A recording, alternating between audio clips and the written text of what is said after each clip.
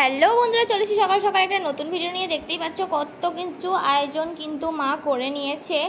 মানে আজকে মা আমাদেরকে এই ডিশটা খাওয়াবে বলে। মা আসলে ফ্রাইড রাইসটা খুব ভালোই বানায়, কারণ আমি যখন বিরিয়ানি বা কিছু বানাতে যাই না, আমি অনেক হব্য করি। একদিকে চাল সিদ্ধ করি, একদিকে ভাজাভাজি করি, তারপর একদিকে আবার সেই পেপারের মধ্যে ফেলে শুকাই। কিন্তু মা দেখতে পাচ্ছ খুব সিম্পল ওয়েতে একদম মানে এরকমভাবেই চালটাকে পুরো ভেজে তার মধ্যে মানে জল দিয়ে মানে যতটা চাল থাকবে ততটা একটা কি পরিমাণে চাল দেয়, জল দেয়, ব্যাস। তারপরে হয়ে যায়। সাথে কিন্তু ছিল আলু দিয়ে গরম গরম হচ্ছে মাটন কষা। আর আমাদের বাড়িতে কিন্তু সমস্ত মানে চিকেন বা মাটন যাই হোক একটু আলু দেওয়া হয়, কারণ কি হচ্ছে যে মা থেকে বেশি দিদিভাই অনেক বেশি আলু খেতে ভালোবাসে চিকেন আর মাটনের। আর যখন কষা হচ্ছিলো আমি তখনই একটা মাংস আমার জন্য তুলে রেখেছিলাম। আমি ভেবেছিলাম ওটা মেটে ছিল ফার্স্টে, কিন্তু তারপরে মানে ওটাকে যখন প্রথমে মানে দেখেছি উপর থেকে তখন মেটে লেগেছে। আর তারপরে যখন কাঁচা চামচা করে তুলেছি দেখছি প্রচণ্ড গরম রয়েছে, তার মধ্যে আমি খেয়ে নিয়েছি চপাচপ করে। আর এটা হয়েছিল মাটন কষাটা। দেখে এখন আমরা বলতে আমার জিভে জল চলে আসছে। আর এগুলো বেসিক্যালি আমাদের সানডেতে হয়।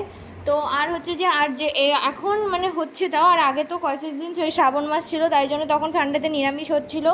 তো এই দেখতে পাচ্ছ একদম ঝুরু ঝুরু ফ্রাইড রাইস হয়েছে। এটা কিন্তু গোবিন্দভোগ চাল দিয়ে মা করেছিল, আর তার সাথে হয়েছিল মাটন কষা। তারপরে কিন্তু খেয়ে দিয়ে পরে তারপর সেদিন বেরিয়ে গেছি আমি আর মধু, মানে অনেক কিছু কেনাকাটি করতে, অনেক কিছু বলতে রাখি কিনতে গেছিলাম। আর তারপর দেখতে পাচ্ছ এখানে কিন্তু মধু আমাকে ছোট্ট পাড়া আপেল দিয়ে দিয়েছে। আমি কিন্তু সত্যি করে এই আপেলটা কখনো দেখিনি।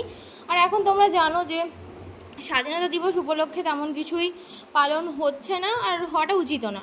আর তারপরে হচ্ছে যে আমি আর মধ্যে কিন্তু রিক্সা নিয়ে নিয়েছিলাম, কারণ ওখান থেকে কার্জন গেট যাওয়ার সময় কিন্তু থাকে না, মানে ওই টোটোও খুব কম পাওয়া যায়, খুব রেয়ার পাওয়া যায়। আর গেলেও অনেক ঘুরিয়ে নিয়ে যাবে, কোর্টের সামনে নামিয়ে দেবে। ওখান থেকে ফার্স্টে আমরা চলে যাই রিলায়েন্সে। আর রিলায়েন্সে গিয়ে দেখতে পাচ্ছ আর পুরো কাদার মধ্যে পা ডুবে গেছিলো, জল লেগে গেছিলো প্যান্টে। আর ছেলেদের সেকশানে গেছিলাম জামা নিতে, কারণ বললাম তো রাখির জন্য গিফট কিনতে গেছিলাম।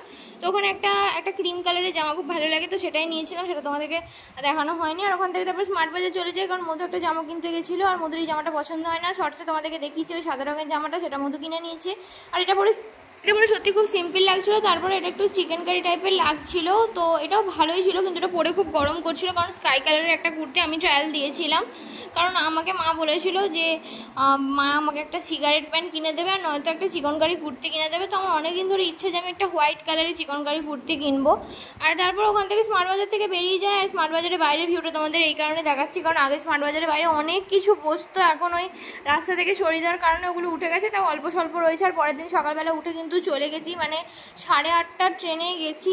মানে এটা এরকম করে বলছি কারণ হচ্ছে কষ্ট হচ্ছিলো সকালবেলা গিয়ে এত বড় লাইন দিতে।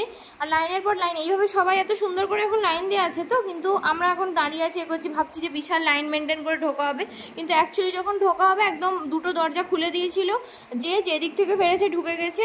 আর যারা পিছনে গেছিলো তারা বেসিক্যালি আগে ফর্ম পেয়েছে। আর দেখতে পাচ্ছ এরকম অবস্থা, তাদের লাইন দেওয়ার মানে কি, লাইন দেওয়ার কোনো মানেই নেই। আর এইটা আমাদের কিন্তু অনলাইনেই হতো, হঠাৎ করে কেন অফলাইনে করলো আমি জানি না, মেবি ওদের কিছু মনে হয়েছে। আর এখানে বন্ধুর চোখে ছায়ান্তি ঘুষি মেরে দিয়েছে ভুল করে ফর্মটা নেওয়ার সময়, কারণ হচ্ছে প্রচণ্ড ভিড় ছিল, দেখতে পাইনি, তাই জন্য বন্ধু এখন বসে বসে হাঁপা নিচ্ছে।